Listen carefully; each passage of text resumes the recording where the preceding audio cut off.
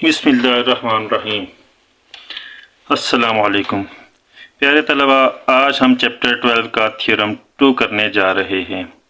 जिन तलबा को थ्योरम 1 आता है उनके लिए तो ये थ्योरम बिल्कुल हलवा है, क्योंकि इस थ्योरम में थ्योरम 1 का ही रूल यूज़ हो रहा है। तो आते हैं इस थ्योरम की स्टेटमेंट की तरफ। तो इस थ्योरम में कहते हैं any two angles in the same segment of a circle are equal, यानी एक सर्कल के एक ही सेगमेंट में जो भी दो एंगल्स बनते हैं वो हमेशा आपस में इक्वल होंगे। अब यहाँ पे क्वेश्चन आ जाता है कि सेगमेंट ऑफ अ सर्कल क्या होता है। तो आप लोगों ने डेफिनेशन में भी पढ़ा कि सेगमेंट जब एक कॉर्ड खींचते हैं, सर्कल के सरकमफ्रेंस के दो पॉइंट्स को मिलाने वाली लाइन को कॉर्ड कहते हैं। तो ये कॉर्ड जो है सर्कल को दो सेगमेंट्स में डिवाइड कर देती है। जैसे इस कॉर्ड ने एक तो हमारे पास ये ऊपर सेगमेंट बन गया जिसको हम मेजर सेगमेंट भी कह सकते हैं, और एक देख सकते हैं आप ये नीचे सेगमेंट बन गया, इसको आप माइनर सेगमेंट कह सकते हैं। तो इस कॉर्ड ने इस सर्कल को दो सेगमेंट्स में डिवाइड कर दिया है। तो अब इस सेगमेंट में अगर हम कोई दो एंगल ड्रॉ करें तो वो आपस में इक्वल होंगे। इसी तरह इस सेगमेंट में कोई अगर हम दो एंगल ड्रॉ करें तो वो आपस में इक्वल होंगे। जैसे इस सेगमेंट में हम एक एंगल ड्रॉ करके देख लेते हैं। तो ये हम कहीं पर भी कोई पॉइंट लें, जैसे हम ये पॉइंट यहाँ पे एक ले लेते हैं। अच्छा, इन पॉइंट्स का हम नाम रख देते हैं ए एंड बी जो कि कॉर्ड का, और इस पॉइंट का हम नाम रख देते हैं सी। अब इसके साथ जो हमारा एंगल बनेगा, ये कॉर्ड के एक सिरे से इसको मिलाया और फिर दूसरे सिरे से इसको मिला दिया, तो ये हमारे पास एक सरकम एंगल बन गया।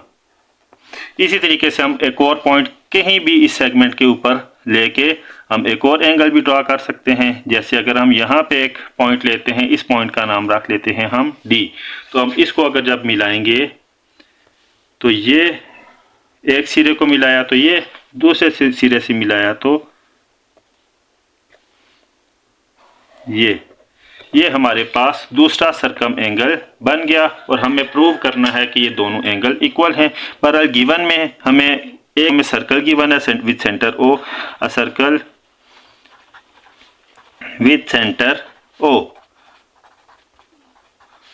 और दूसरी चीज गिवन है कि हमें दो सरकम एंगल्स है। एक सरकम एंगल है A C B, angle A C B, and दूसरा हमारे पास है A D B, and angle A D B are circum angles in same segment of a circle.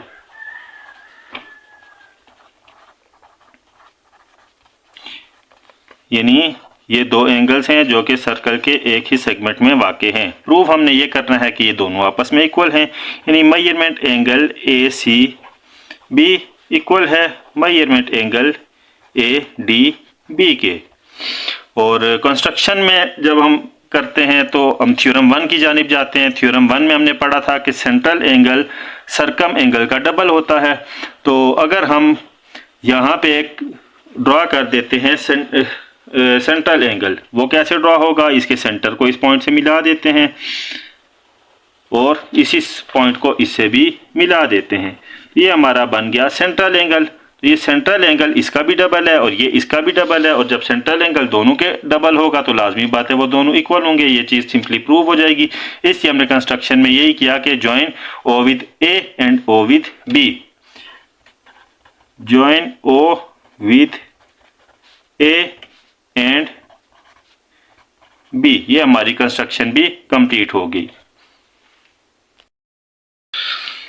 तो इसके प्रूफ में आते हैं। प्रूफ में जैसे पहले भी बता चुका हूँ, सिंपल हमने एक ही चीज़ प्रूफ करनी है कि ये सेंट्रल एंगल इस सरकम एंगल का भी डबल है, इसका भी डबल है। जब ये दोनों का डबल होगा तो ये दोनों आपस में इक्वल प्रूव हो जाएंगे। ये भी हम देखते हैं। तो सबसे पहले हम यही लिख लेते हैं कि हमारा ए सी बी और ए डी बी ये दोनों सरकम एंगल्स हैं। Angle A C B and angle A D B are circum angles, और ये हमें गिवन है, इसकी रीज़न हमने लिख दी। इसी तरह एंगल ए ओ बी जो है ये सेंट्रल एंगल है। Angle A O B is central angle, and इसकी रीज़न क्योंकि ये हमने कंस्ट्रक्शन में की है। अब हम जानते हैं कि सेंट्रल एंगल सरकम एंगल का डबल होता है, यानी angle AOB is equal to double then angle ACB। Reason central angle is double then corresponding circum angle. और बहुत से बच्चे यहाँ पे थ्योरम 1 लिख देते हैं जैसे कि बुक में दिया हुआ है, तो बहरहाल ज़्यादा बेहतर है कि आप बाकायदा रीज़न लिखें कि असल थ्योरम 1 में रीज़न क्या है। इसी तरीके से अब ये सेंटर एंगल इसका भी डबल है, measurement angle AOB is equal to double then measurement angle ADB। Reason वही कि सेंट्रल सरकम का डबल होता है। अब आप देख सकते हैं कि ये AOB इसके भी इक्वल है और AOB इसके भी इक्वल है, तो लाजमी बात है कि ये दोनों भी आपस में इक्वल हो जाएंगे।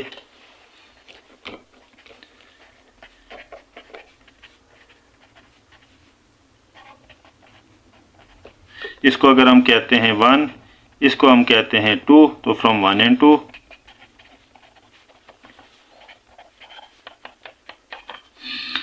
अब यहाँ पे आप देख सकते हैं कि अगर 2 और 2 कैंसिल हो जाए तो बाकी वही चीज़ बचती है जो कि हमने प्रूव करनी थी, यानी एंगल ACB इक्वल है एंगल ADB के। ये हमने क्या किया, 2 दोनों तरफ से कैंसिल किया, आप कह लें, या डिवाइड किया, कैंसिल 2 फ्रॉम बोथ साइड्स, और हमने प्रूव हो गया कि एंगल ACB इक्वल है एंगल ADB के। तो बच्चों कुल मिला के अगर इस थ्योरम को हम देखा जाए तो सिंपल सी बात है, हमने एक ही चीज़ प्रूव करनी है कि ये दोनों सरकम एंगल आपस में इक्वल हैं, और ये हमने इसी थ्योरम 1 की मदद से प्रूव करेंगे कि सेंट्रल एंगल सरकम का डबल होता है। तो ये जब दोनों के डबल होगा तो लाजमी बात है दोनों आपस में इक्वल होंगे। सिंपल एग्जांपल देखते हैं, अगर अली के नंबर हमज़ा से भी डबल आते हैं और ज़ुहैब से भी डबल आते हैं तो लाजमी बात है ज़ुहैब और हमज़ा के नंबर बराबर होंगे। तो इसी सिंपल से रूल पर यह थ्योरम बेस करता है। बहरहाल आपको अगर फिर भी कोई चीज़ समझ नहीं आई तो आप कमेंट सेक्शन में पूछ सकते हैं। तो कैसा लगा ये थ्योरम, हलवा है ना? हाँ जी, कॉन्सेप्ट समझ आ जाए तो सब हलवा है। तो नेक्स्ट थ्योरम्स भी बज़ाहिर मुश्किल लगते हैं, लेकिन अगर उनका भी कॉन्सेप्ट समझ आ जाए तो वो बिल्कुल हलवा हैं।